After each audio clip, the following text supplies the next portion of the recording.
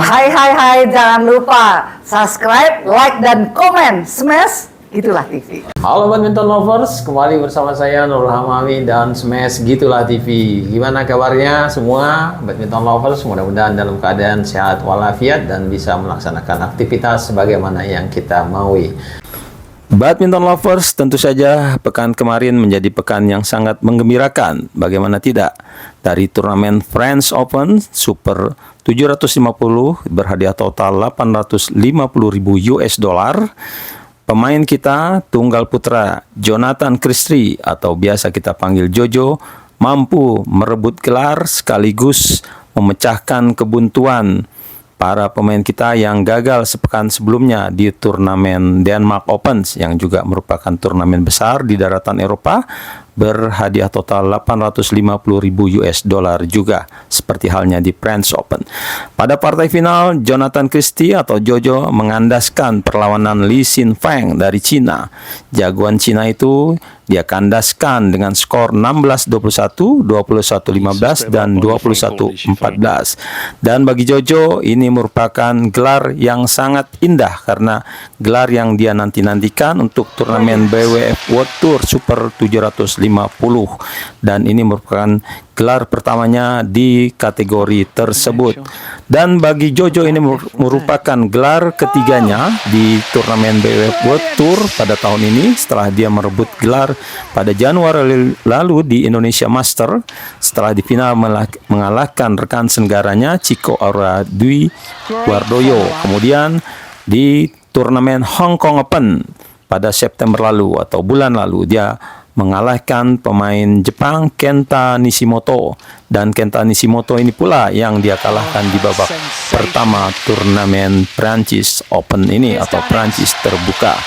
Dan bagi Jojo ini juga sekaligus membuktikan bahwa dia masih ada, dia masih mampu untuk merebut gelar setelah dalam pekan-pekan sebelumnya catatan kelam dia torehkan, dia tidak mampu berhasil dari babak pertama Asian Games, kemudian babak pertama di Denmark Open, dan ini dia tunjukkan kali ini di turnamen French Open. Saya pikir kunci keberhasilan Jojo adalah dia bermain tenang, bermain rapi, dan inilah yang membuat Li Xinfeng tampak frustrasi, dan juga memang kita lihat Jojo lebih kuat fisiknya dibandingkan Li Xinfeng. Pada game pertama memang Jojo terlihat banyak melakukan kesalahan sendiri dan banyak poin-poin yang diperoleh oleh Li Xinfeng adalah dari kesalahan Jojo.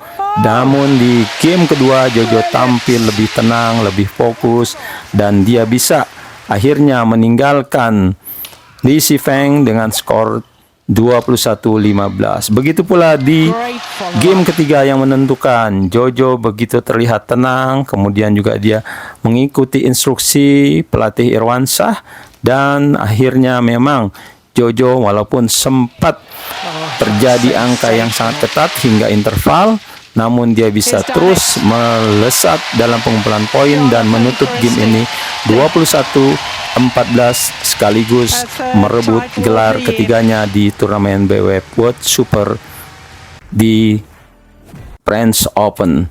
Dan sayangnya memang satu lagi sebetulnya masih ada kesempatan bagi Indonesia untuk membawa pulang satu gelar dari tangan pasangan Bakri Bagas Maulana Muhammad Sohibul Fikri di nomor ganda putra.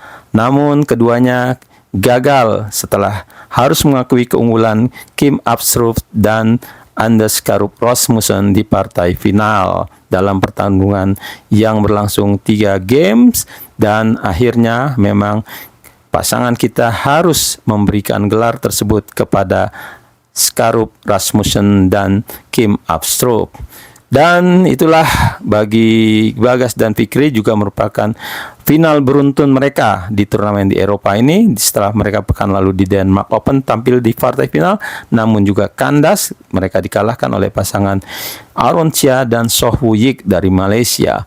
Kemudian di turnamen ini mereka harus mengakui keunggulan Astrup dan Anders Karup Rasmussen. Bagaimanapun apresiasi patut kita berikan kepada Bakri karena mereka sangat konsisten, mampu tampil di partai final di dalam 2 turnamen beruntun.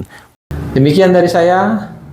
Silakan like, komen, dan share ke teman-teman.